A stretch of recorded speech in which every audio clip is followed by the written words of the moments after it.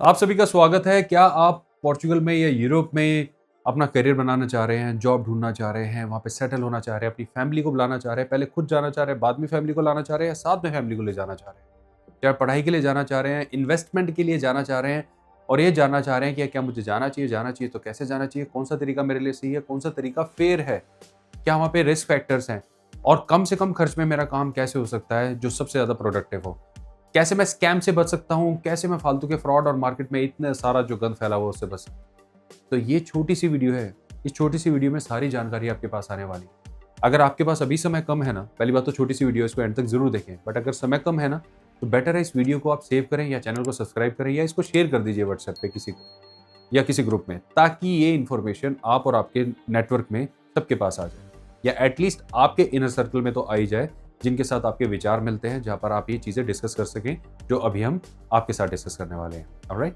तो देखिए, सबसे पहले तो आपने पिछले साल सुना होगा कैसे आर्टिकल 88, 89 और उससे रिलेवेंट सब आर्टिकल्स को हटा दिया गया था, जिसकी वजह से फाइल लॉक होनी बंद हो गई।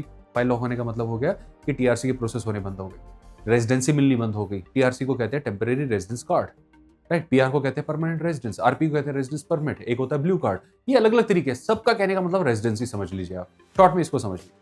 तो कैसे रेजिडेंसी मिलनी बंद हो गई थी, राइट? और अभी भी वही चल रहा है। अगर कोई पर्सन वहाँ पर जाता है तो उसका काम नहीं होता है और उसके मन में क्वेश्चंस आते हैं कि मुझे प्रोसीड करना ही नहीं करना है, मैं करूँ या ना करूँ, ऑलराइट? तो ये सारी चीज़ें मैं आपको बताना चाहता हूँ कि आर्टिकल्स रिमूव होने के बाद ये डेफिनिटली हुई है और इसका फ़ायदा उठा रहे हैं स्कैमर्स।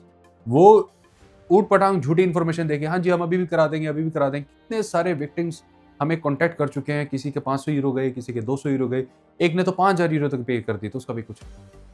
तो आपको समझना होगा ये होगा कैसे? अगर आप टूरिस्ट वीज़ा पे जाते हैं, पहले मैं ये बता देता हूँ आपको, टूरिस्ट वीज़ा पे जाते हैं, तो 2 तरीके से आपका काम हो सकता है, tourist to study and tourist to work.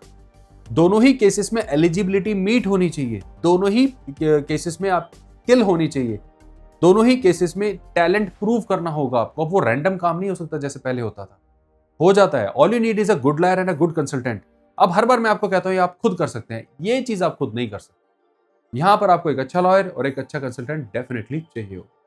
तो इस चीज का आपको ध्यान रखना है। अगर आप किसी पे ट्रस्ट करते हैं तो जाइए उनके पास, क्योंकि ये वीडियो देखने के बाद आपको इतनी नॉलेज हो जाएगी, आपको पता लग जाएगा कि वो ठीक से कर रहे हैं नहीं कर रहे हैं।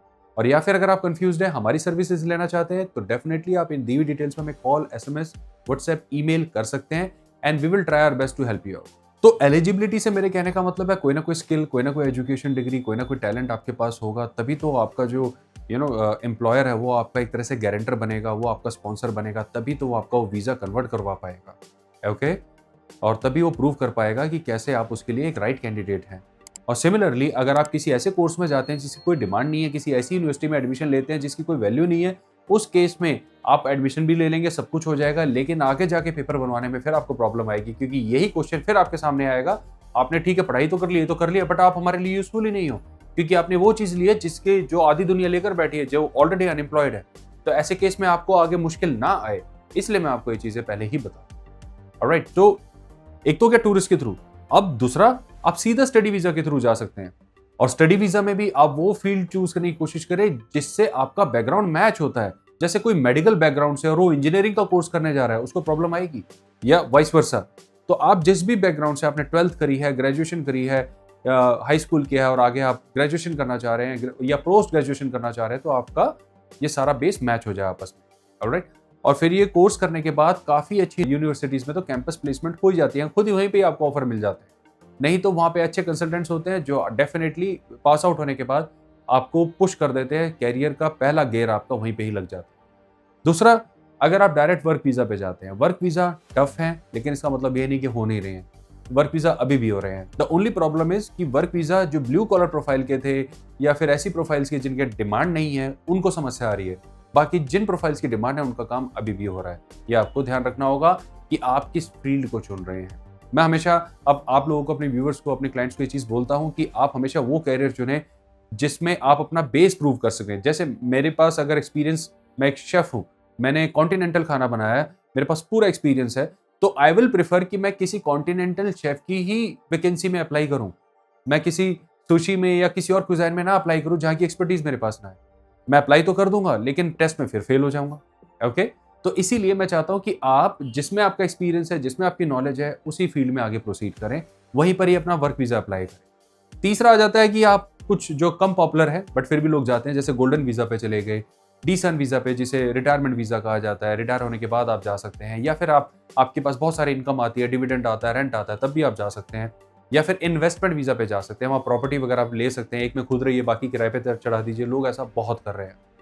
अगर आप इन विंडोज़ के थ्रू जाना चाहते हैं तो ये भी विंडोज़ ओपन है, और ये भी आप खुद नहीं कर पाएँगे। ये वो चीज़ें हैं जिसमें आपको एक लाइसेंस कंसल्टेंट या फिर एक बहुत ही अच्छे अटॉर्नी या लॉ फर्म की हेल्प चाहिए होगी। Except a regular tourist visa and a regular work visa and a regular study visa. अगर इनको छोड़ के बाकी सभी प्रोसेसेस में आपको कंसल्टेंट या लॉ फर्म की हेल्प चाहिए होगी। बट अगर आप एक regular work visa, regular tourist visa या रेगुलर स्टडी वीज़ा अप्लाई कर रहे हैं, वो आप खुद भी कर सकते हैं। वो कैसे करते हैं, वो इस चैनल में ढेरों वीडियोज़ हैं जो आपको गाइड करती रहती हैं। तो आई होप ये पोर्चुगल को लेके जो इतनी ज़्यादा कन्फ्यूजन है, इस वीडियो ने आपकी कन्फ्यूजन को क्लियर करने में थोड़ी हेल्प की होगी। इसके अलावा अगर आपके क्वेश्चंस हैं तो आप उसको डेफिनेटली मेंशन करें कमेंट बॉक्स में, हम उसका रिप्लाई करेंगे, उसका आंसर करेंगे। और अगर आपको हमारी हेल्प चाहिए, जैसा मैंने बताया, आप हमें कॉल, ईमेल या व्हाट्सएप कर सकते हैं। अपना समय देने के लिए धन्यवाद। बहुत जल्द फिर मिलेंगे। बाय।